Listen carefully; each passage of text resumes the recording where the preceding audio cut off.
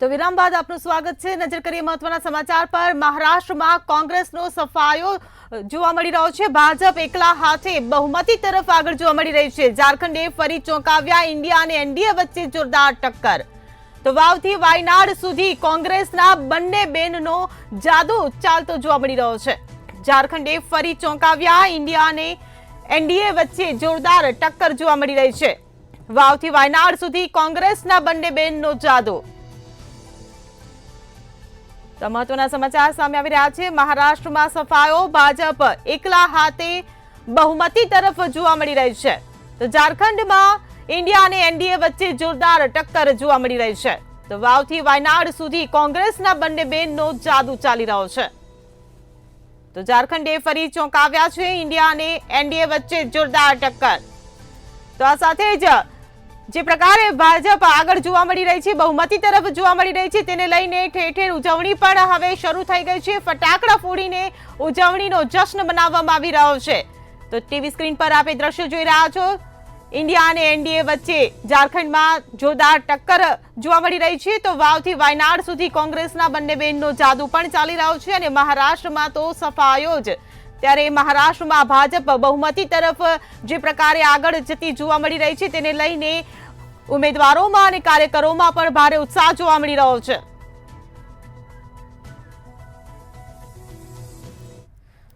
તો બીજી તરફ વાવથી પણ સમાચાર સામે આવી રહ્યા છે। વાવમાં પણ જે પ્રકારે ત્રિપાખ્યો જંગ જામ્યો છે। વાવ બેઠક પર રોકેટ સ્પીડે કોંગ્રેસ આગળ વધી રહી છે।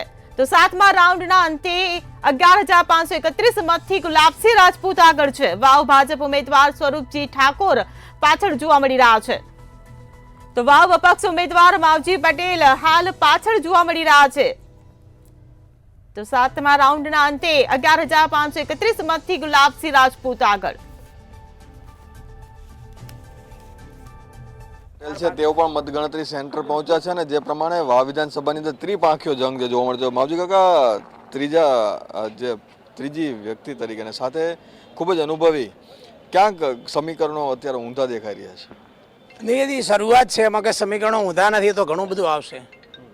ઘણો બધો એરિયા એવો છે અમારા ધ્યાન મુજબ કે ક્યારેય પણ બાજી દરેકમાં લીડમાં આગળ હોય, પાછળ પણ જઈ શકે, પાછળ આગળ થઈ શકે છે। ભાજપ જે રીતે આગળ વધવાની વાતો કરતો, પરંતુ અત્યારે કોંગ્રેસ આગળ દેખાઈ રહ્યું છે। ના હવે જનરલી દેખાતું હોય, સ્વાભાવિક છે। અમે સમજીએ છીએ કે એ જે બેલ્ટ છે એ પ્રમાણે હોઈ શકે। તમે જે પ્રચાર અને પ્રસાર કર્યો તો એ પ્રમાણેના પરિણામો જોવા મળી રહ્યા છે કે? હા, એ પ્રમાણે દેખાય છે મને, એ પ્રમાણે। તો તમે કયા રાઉન્ડમાં આગળ નીકળવાની શક્યતા છે? હવે થઈ જશું, ચાલુ થઈ જશે।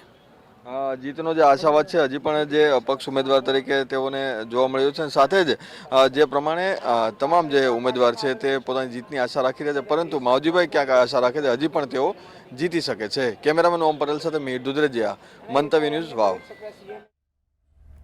તો વાવમાં કોંગ્રેસના ગુલાબસિંહને 37,079 મત મળ્યા। વાવમાં અપક્ષના માવજીભાઈને 8,015 મત મળ્યા છે।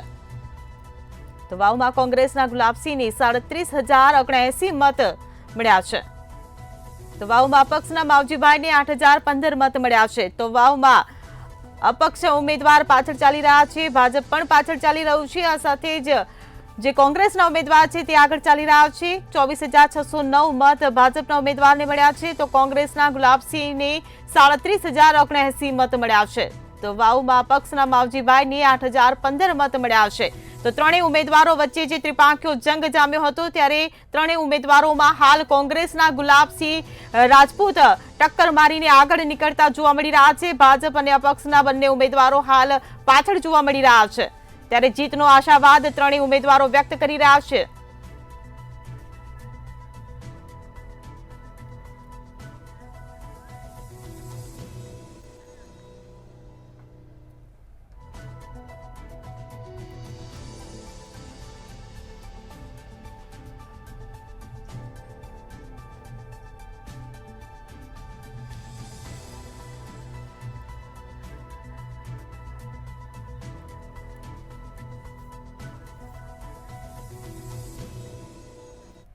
તો મહત્વના સમાચાર સામે આવી રહ્યા છે। સાંજે 7 વાગે પીએમ નરેન્દ્ર મોદી મુખ્યાલય જઈ શકે છે। તો મોટા સમાચાર સામે આવી રહ્યા છે। મતગણતરીઓ શરૂ છે ત્યારે આ સમાચાર સામે આવ્યા છે. કાર્યકર્તાઓને સંબોધિત કરવા માટે પીએમ મોદી મુખ્યાલય જઈ શકે છે. આજે સાંજે 7 વાગે પીએમ મોદી બીજેપી મુખ્યાલય જઈ શકે છે, તો કાર્યકર્તાઓને સંબોધિત પણ કરી શકે છે તેવા સમાચાર સામે આવી રહ્યા છે. તો સાંજના 7 વાગે વડાપ્રધાન નરેન્દ્ર મોદી ભાજપના મુખ્યાલય પર જશે. તો આ સાથે જ કાર્યાલય પર જઈને કાર્યકર્તાઓને સંબોધન કરશે. સાંજે 7 વાગે વડાપ્રધાન નરેન્દ્ર મોદી બીજેપી મુખ્યાલય જશે, જ્યાં કાર્યકર્તાઓને ચૂંટણીને લઈને સંબોધિત કરવામાં આવશે. તો સાંજે 7 વાગે જ્યારે વડાપ્રધાન મુખ્યમંત્રી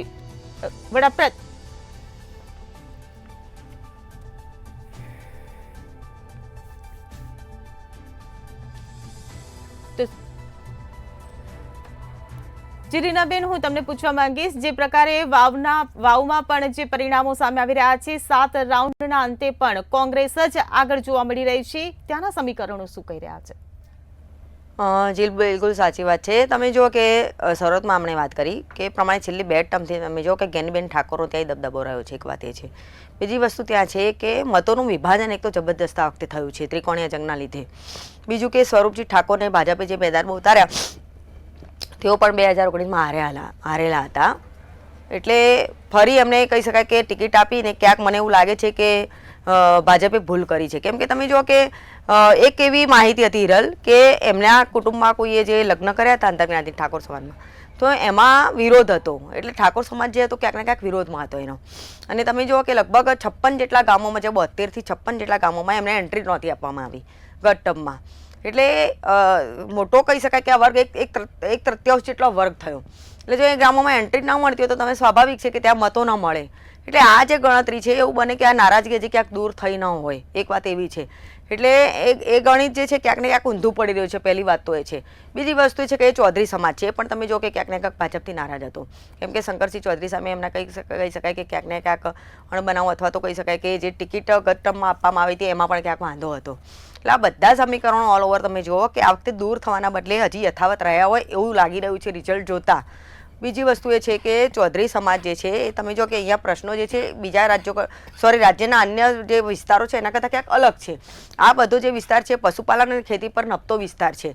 એટલે અહીંના દૂધના ભાવોથી લઈ અને ખેતીમાં તમે જો કે હમણાં ગ્લોબલ વોર્મિંગના પગલે વરસાદ આવ્યો હતો, એટલે એના લીધે તમે જો કે બધે ઊભા પાક પડી ગયા છે. એટલે સરકારે સહાય જાહેર કરી છે, પરંતુ આ બધી વસ્તુમાં ક્યાંક ને ક્યાંક વાર લાગતી હોય છે. એટલે ઓલ ઓવર તમે જુઓ કે જે સ્થિતિ છે એમાં ક્યાંક ને ક્યાંક એક તો ગેનીબેનની પણ ભૂમિકા છે. બીજી વસ્તુ એ છે કે કહી શકાય કે જે અસંતોષ હતો એ પણ આજે યથાવત રહ્યો એવું લાગે છે.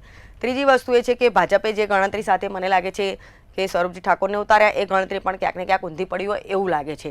એટલે ઓલ ઓવર તમે જુઓ કે ક્યાંક ને ક્યાંક કોંગ્રેસને ફાયદો થઈ રહ્યો છે. અને બીજું કે મેં શરૂઆતમાં જે કહ્યું હતું કે આપ ખસી ગયું છે કે આપનો એ વિસ્તારમાં જનાધાર પણ નથી આમ તો ખરેખર, પણ ક્યાંક મતોનું વિભાજન તે થાય એ માવજીભાઈ પટેલે કર્યું છે. એટલે ભાજપમાંથી આવતા બળવાખોર ઉમેદવાર જે માવજીભાઈ પટેલ છે એમના લીધે પણ ભાજપને ક્યાંક ને ક્યાંક ફટકો પડ્યો છે. એટલે ટૂંકમાં જે 4 ફેક્ટરો છે એના લીધે ભાજપનું ગણિત જે છે મને લાગે છે કે ક્યાંક ને ક્યાંક ઊંધું પડ્યું છે. જી બિલકુલ. પારસભાઈ, હું તમને પૂછવા માંગીશ કે જે પ્રકારે 7મા રાઉન્ડમાં પણ કોંગ્રેસ આગળ આવી છે, તો આ જીતનો શ્રેય તમે કોને આપશો? ગુલાબસિંહની મહેનતને આપશો, ગેનીબેનની મહેનતને આપશો, કે પછી માવજીભાઈએ જે પ્રકારે વચ્ચે પડીને મતોનું વિભાજન કર્યું તેને આપશો? જી મેડમ, વાવ વિધાનસભાની અંદર અત્યારે કોંગ્રેસ જે 7 રાઉન્ડની અંદર આગળ છે ને, અને જે વિજય તરફ આગળ કૂચ કરી રહ્યું છે, તેનો તમામ શ્રેય જે છે એ કોંગ્રેસના જે છે તમામ કાર્યકર્તાઓ જે છે, ગુજરાતના કાર્યકર્તાઓ અને ત્યાં વાવ વિધાનસભાની અંદર જે મહેનત કરી છે તમામ કોંગ્રેસના કાર્યકર્તાઓને આભારી છે. અને આ તમામ શ્રેય જે છે નાનામાં નાનો કોંગ્રેસનો કાર્યકર્તા જે છે તેને આભારી છે. જે નાનામાં નાના કોંગ્રેસના કાર્યકર્તાઓએ જે વાવ વિધાનસભાની અંદર જઈ અને પોતે જે છે કે આટલા દિવસો સુધી રાત્રિ રોકાણ કરીને બી મહેનત કરી અને ત્યાં આગળ જન સુધી જઈ અને જે રીતે લોકોની વેદનાને સમજી અને તેમની વેદનાને વાચા આપીને હૈયાધારણા આપી અને જે રીતે તેમના દુઃખો દૂર કરવા માટેની કોંગ્રેસના દરેક નાનામાં નાના કાર્યકર્તા તરીકે જે હૈયાધારણા આપી છે ને, એટલે આ કોંગ્રેસની જીત છે, કોંગ્રેસના કાર્યકર્તાની જીત છે. અને ગેનીબેન ઠાકોરની વાત કરો, ગુલાબસિંહ રાજપૂતની વાત કરો, તે કોંગ્રેસના સૌથી પહેલા એક કાર્યકર્તા છે અને ત્યારબાદ નેતા છે. એટલે આ કોંગ્રેસના કાર્યકર્તાની જીત છે. અને આની સાથે સાથે કહું કે જે માવજી ઠાકોર જે છે, માવજી પટેલ, એમણે જે રીતે બળવાખોરી કરીને જે રીતે પોતે અપક્ષમાં ચૂંટણીનું ફોર્મ ભર્યું, એટલે પહેલા દિવસથી જે બહુ સ્પષ્ટ હતું ને મેં એની અગાઉ બી આજે 4-5 જે ડિબેટો કરી અલગ અલગ ચેનલમાં, એમાં બી હું કહેતો હતો કે આ જે વોટ શેર છે એ જે ભાજપનો જે વોટ શેર છે એ તૂટવાનો છે, જે કમિટેડ ભાજપનો વોટ શેર હતો. કારણ કે જ્યારથી જે અલગ થયા અને ભાજપમાંથી સસ્પેન્ડ થયા ત્યારથી એમણે ભાજપને બોલવામાં કંઈ બાકી નહોતું રાખ્યું, એમના નેતાઓને બોલવામાં કંઈ બાકી નહોતું રાખ્યું. અને જે બી કંઈ એમની જે છે એ મોહભંગ થયો હતો એ બધી વાતો એમણે ભાજપના માટે કરી હતી અને ભાજપની વિરુદ્ધ કરી હતી. એટલે લોકો અસમંજસમાં પડી ગયા હતા કે જે લોકો ભાજપના કમિટેડ વોટ હતા એ લોકો એમ વિચારતા થઈ ગયા હતા કે આ જે નેતા છે 15 વર્ષથી ભાજપમાં છે અને એ જો આમ કહેતા હોય તો અમારા માટે વિકલ્પ શું, અને તાત્કાલિક એ પ્રમાણે વિકલ્પ એક કોંગ્રેસ જ હતો. એટલા માટે આનું જે નુકસાન જે થયું છે એ ભાજપને થયું છે. ચોક્કસપણે હું રીનાબેનની વાત સાથે સંમત છું કે જે માવજી પટેલે જે અત્યારે જેટલા બી વોટ તોડ્યા છે, જે 8000 વોટ કે સમથિંગ જે બી મળ્યા છે, એ જે છે એની અંદર જે મતો જે છે એ ભાજપને નુકસાન થયેલું છે. કોંગ્રેસની અંદર જે છે એ તો એને ફાયદો જ થયો છે, કારણ કે કોંગ્રેસ તો પહેલેથી એ વાત કહેતું જ આવ્યું હતું કે ભાઈ આ જે છે આ જે વસ્તુઓ તમામ જે છે જે માવજી પટેલ કહી રહ્યા છે એ તો અમે લોકો છેલ્લા કેટલાય વખતથી કહી રહ્યા છે. એટલે લોકોને એક વિશ્વાસ હતો કે કોંગ્રેસ આ જે છે સાચું જ બોલી રહ્યું છે, અને ભાજપના ખુદ નેતા જે છે આટલા મોટા કદાવર નેતા જ્યારે બોલી રહ્યા હોય તો કોંગ્રેસની વાતમાં કંઈક દમ છે.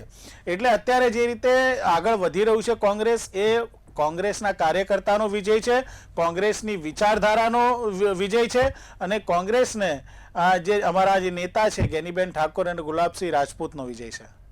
જી બિલકુલ. લિપિબેન, હું તમને પૂછવા માંગીશ કે જે પ્રકારે વાવ જે બેઠક છે, વાવ બેઠક પર ઠાકોર સમાજનું જે વર્ચસ્વ રહેલું છે ને એને આધારે જાતિગત સમીકરણોને ધ્યાનમાં રાખીને ભાજપે ઠાકોર ઉમેદવારને મેદાને ઉતાર્યા, પરંતુ અહીંયા જે હવે પરિણામો સામે આવી રહ્યા છે ત્યાં આ ઠાકોર કાર્ડ ફરતું દેખાતું નથી.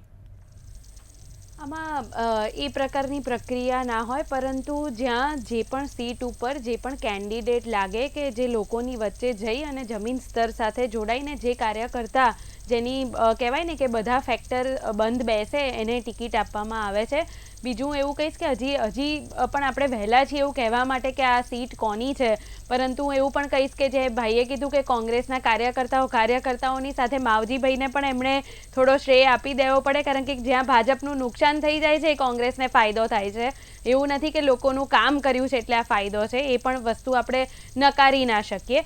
બીજી હું એક પહેલાં પણ ભાઈએ જે સંવિધાનની વાત કરીને મારો મુદ્દો એ અધૂરો હતો, હું એની વાત કરીશ કે જે રાહુલ ગાંધી હંમેશા જે ડાયરી લઈને ફરે છે જેના પાના તો કોરા છે, સંવિધાનને તો એક પ્રકારનું અપમાન છે કે આ સંવિધાનની ચોપડી લઈને જે ફરે છે, બતાવે છે. એટલે આ પ્રકારની સંવિધાનની બદલી નાખશે, પછી રિઝર્વેશન જે છે ખતરામાં છે, આરક્ષણ, આ પ્રકારની જે માનસિકતા ભ્રમ જે નીચે સુધી બધો ફેલાયો હતો, જે લોકસભામાં પણ બધે ફેલાયો હતો, આ પ્રકારનો ભ્રમ છે ને હવે જનતા જાણી ચૂકી છે કે જો બાબા સાહેબ આંબેડકરના સિદ્ધાંતો પર સાચા અર્થમાં કોઈ ચાલ્યું હોય ને તો માનનીય નરેન્દ્ર મોદીજી છે, કે જેમણે કોઈ પણ તમે જો સંવિધાનમાં પણ છે અને બધી રીતે તમે જો કોઈ પણ ભારતીય જનતા પાર્ટીની સરકાર જેટલી યોજનાઓ લાવે છે, નીચે સુધી ઉતરે છે, એ ક્યારેય કોઈ ધર્મ જ્ઞાતિના આધારે નથી હોતી. જ્યારે કોઈ બહેનને આવાસમાં ઘર આપવામાં આવે છે ને ત્યારે એનો ધર્મને જાતિ પૂછવામાં નથી આવતું. જ્યારે ઉજ્જવલા યોજનામાં ગેસ આપવામાં આવે છે ને ત્યારે એ કુટુંબનું ધર્મ અને જાતિ જોવામાં નથી આવતું. તો આ બતાવે છે કે સબકા સાથ સબકા વિકાસ, બધાને સાથે લઈને ચાલવાની જે વિચારધારા છે સાચા અર્થમાં અમે નીચે ઉતારી છે ને, એટલે દેશમાં જનાધાર ભારતીય જનતા પાર્ટી સાથે પ્રચંડ બહુમતીથી મહારાષ્ટ્રમાં આપણે જોઈ શકીએ છીએ. ઝારખંડની વાત કરીએ ને તો કોંગ્રેસ કરતાં તો અત્યારે પણ આવી પરિસ્થિતિમાં પણ ભારતીય જનતા પાર્ટી ડબલ સીટમાં આગળ દેખાય છે. એટલે આ બતાવે છે કે લોકોનો જે વિશ્વાસ છે ને એમાં છે સબકા સાથ સબકા વિકાસ, જે મોદીજીએ સાચા અર્થમાં કરી બતાવ્યું છે કે ક્યારેય કોઈ યોજના કે કોઈ પણ પોલિસીમાં ધર્મ, જાતિ, જ્ઞાતિ, ક્ષેત્ર, કોઈ પણ પ્રકારના ફેક્ટરને એમને ક્યારેય ગણ્યા નથી, અને દરેકને પોતાનો હક મળે, સંવિધાન પ્રમાણે પોતાનો હક મળે, એ સાચે જો કોઈએ સુનિશ્ચિત કર્યું અને સંવિધાનના સિદ્ધાંતો, તો એ માનનીય નરેન્દ્ર મોદીજી છે. જી બિલકુલ. રીનાબેન, હું તમને પૂછવા માંગીશ કે જે પ્રકારે વાવમાં કમળ પર ગુલાબ જે રીતે ભારે પડી રહ્યું છે તેના પાછળના કારણો આપ શું જોઈ રહ્યા છો? હિરલ, મેં હમણાં જ જો કે શરૂઆતમાં હમણાં જ કહ્યું હતા થોડી વાર પહેલાં કે મને લાગે છે કે જે ગણિત છે, જે લિપિબેને વાત કરી, હું સાથે સંમત છું કે જ્યારે કોઈ પણ પક્ષ ટિકિટ આપે ત્યારે બધા ફેક્ટર જોતું હોય છે, એનો જનાધાર પણ જોવાતો હોય છે અને પાર્ટીની અંદરની જે ગણતરીઓ એ પણ જોવાતી હોય છે. પરંતુ એક વસ્તુ છે કે અહીંયા મેં કહ્યું કે એક તો સૌથી પહેલું મતનું વિભાજન, બીજું સ્થાનિક પ્રશ્નો, બીજું જ્ઞાનીબેનનો પ્રભાવ અને ત્રીજી વસ્તુ એ છે કે સ્વરૂપજી ઠાકોરને જે મારા ખ્યાલથી ચૂંટણી જે ટિકિટ આપવામાં આવી, કારણ કે અગાઉ પણ હારી ચૂક્યા હતા અને ઠાકોર સમાજ એમનાથી ક્યાંક નારાજ પણ છે અને સામે તમે જુઓ કે ચૌધરી સમાજ પણ નારાજ છે. એટલે આ એરિયા જે છે રિયલ, એમાં લગભગ તમે જો 27% જેટલા તો ઓબીસી છે મારા ખ્યાલથી, એટલે ઓબીસી જ્ઞાતિ છે અને બીજા તમે જુઓ કે બ્રાહ્મણો ક્યાંક છે અને આ સમાજ પણ છે. એટલે ટૂંકમાં 3 થી 4 સમાજ જે છે એમનું પ્રભુત્વ વધુ છે, આના પ્રશ્નો પણ અલગ છે. એટલે ટૂંકમાં ઓલ ઓવર તમે જોવા જાઓ તો સિચ્યુએશન એ છે કે અન્ય વિસ્તારની તુલનાએ આ વિસ્તાર ક્યાંક હજી તમે જુઓ કે આજે પણ તમે જો કે તેનું શહેરીકરણ એટલું નથી. અહીંયા ખાસ કરીને ખેતી અને પશુપાલન વધુ ને વધુ છે, એટલે એના પ્રશ્નો પણ અલગ હોય. અને બીજું સમાજની વાત કરવામાં આવે તો સમાજ પણ તમે જો કે ચૌધરી સમાજ વધારે છે, ઠાકોર સમાજ વધારે છે. જો કે ઉત્તર ગુજરાતમાં પણ તમે જો કે ઠાકોર સમાજનો ઓબીસી સમાજ વધારે છે, પરંતુ આ વિસ્તારમાં ચૌધરી સમાજનું, પશુપાલનનું આ બધું મહત્વ ખાસ વિશેષપણે છે. એટલે મેં શરૂઆતમાં જે કર્યું તો એ જ વાતનો રિપીટ કરું છું કે પ્રશ્નો એના એ જ છે. ગણતરી પણ ક્યાંક કહી શકાય કે કોઈ પણ પક્ષની ઉલટી પડતી હોય છે, એવું નથી હોતી કે કોઈ પણ ભાજપ હોય કે કોંગ્રેસ હોય, દરેકની એક ગણતરી જુદી ઉલટી પડતી હોય છે અને બધી જગ્યાએ તમે જો કે ક્યાંક નારાજગી હોય, ક્યાંક એના સ્થાનિક પ્રશ્નો હોય. આ બધા પ્રશ્નો તો દરેકના સરખા રહેતા જ હોય છે કોઈ પણ વિધાનસભાની સીટ હોય તો. એટલે અહીં પણ એ જ વસ્તુ લાગુ પડે છે. એટલે ભાજપ માટે કદાચ કરે કે સ્વરૂપજી ઠાકોર જે છે એ કદાચ ઉમેદવાર એમના કદાચ કહી શકાય કે ક્યાંક એમને પસંદ કરવામાં ભૂલ અથવા થાપ ખાઈ છે. ભાજપે આમ જોવા જઈએ તો આના પર ઘણું મનોમંથન કર્યું હતું, પરંતુ પછી કંઈક કારણોવશ તમે જુઓ કે સ્વરૂપજી ઠાકોરને ફરી મેદાન પર ઉતાર્યા હતા. કદાચ ઠાકોર સમાજની લોબીને ધ્યાનમાં રાખીને નિર્ણય લેવામાં આવ્યો હોય, પરંતુ ઠાકોર સમાજ હજી પણ નારાજ હોય એવું મને જણાઈ રહ્યું છે. હિરલ, જી બિલકુલ. પારસભાઈ, હું તમને પૂછવા માંગીશ કે જો માની લો કે વાવમાં ગુલાબસિંહ રાજપૂત જીતી જાય છે તો પછી આગામી દિવસોમાં તે કયા મુદ્દા પર કામ કરશે? બેન, ચોક્કસપણે ગુલાબસિંહ રાજપૂત જે છે એ જીતશે વાવ વિધાનસભાની અંદર. એટલે અમે જ્યારે ચૂંટણી લડવા ગયા હતા ને ત્યારે અમારો મેનિફેસ્ટો જે વાવ વિધાનસભાની અંદર બહુ ક્લિયર હતો અને એ અમે જનતા સામે લાવ્યા હતા અને એનું જ આ પરિણામ છે.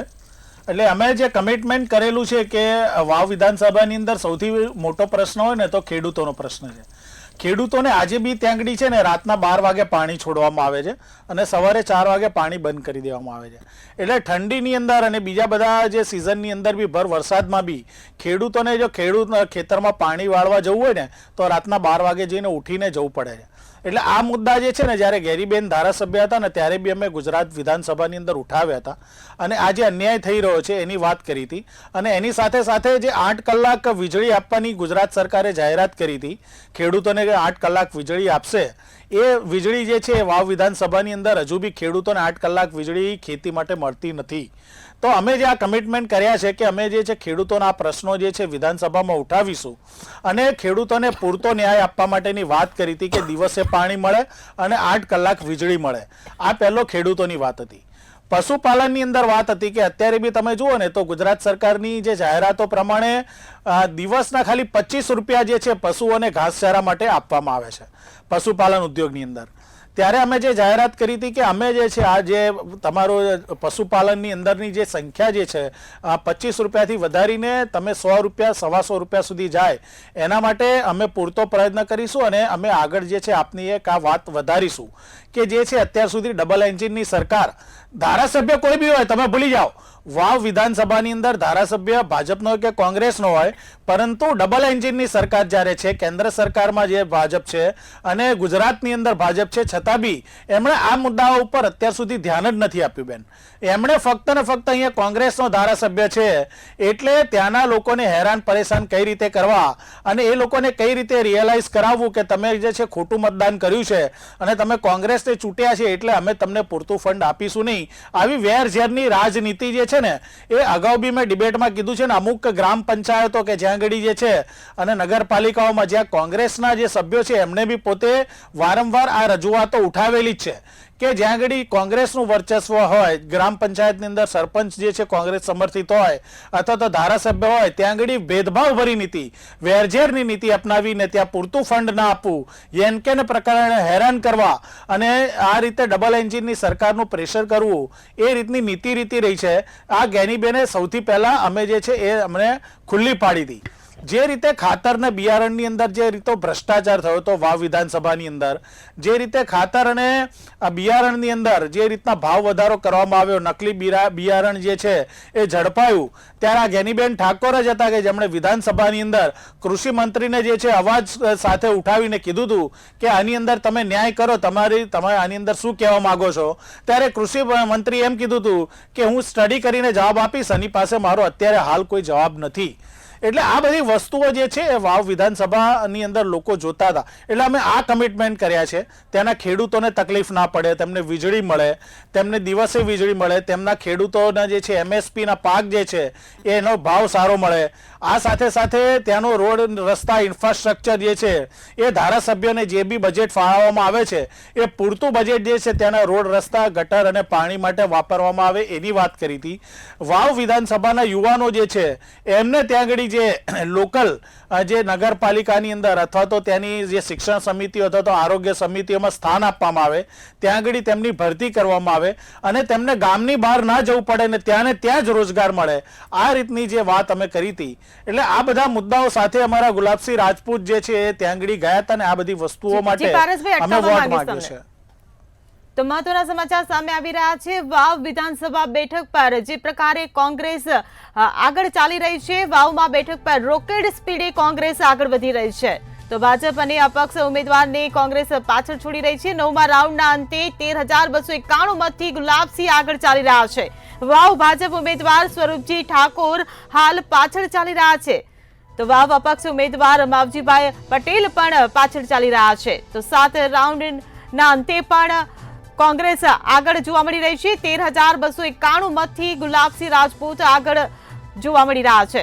તો વાવ બેઠક પર રોકેટ સ્પીડે કોંગ્રેસ આગળ વધતી જોવા મળી રહી છે.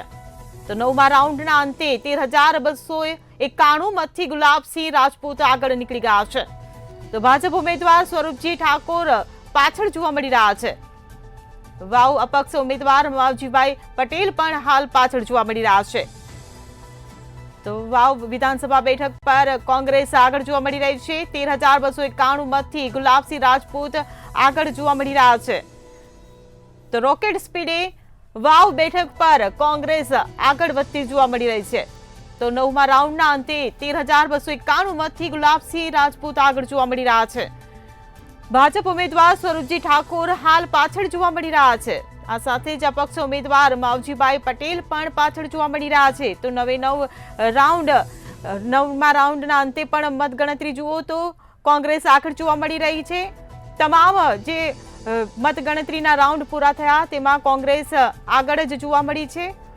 ભાજપ અને અપક્ષ ઉમેદવાર અહીં બંને ઉમેદવારો જે છે એ પાછળ જોવા મળી રહ્યા છે. ત્યારે કાંટાની ટક્કર કોંગ્રેસ હાલ આપી રહી છે. તો ભાજપના ઉમેદવાર સ્વરૂપજી ઠાકોરે પણ જીતનો વિશ્વાસ વ્યક્ત કર્યો હતો, પરંતુ અહીંયા જે પ્રકારે પરિણામો સામે આવી રહ્યા છે ત્યાં ક્યાંક ને ક્યાંક કમી જોવા મળી રહી છે, કારણ કે હાલ ભાજપના જે ઉમેદવાર છે તે કોંગ્રેસના ઉમેદવાર કરતા પાછળ જોવા મળી રહ્યા છે. તો વાવ બેઠક પર કોંગ્રેસ રોકેટ ગતિએ આગળ વધતી જોવા મળી રહી છે.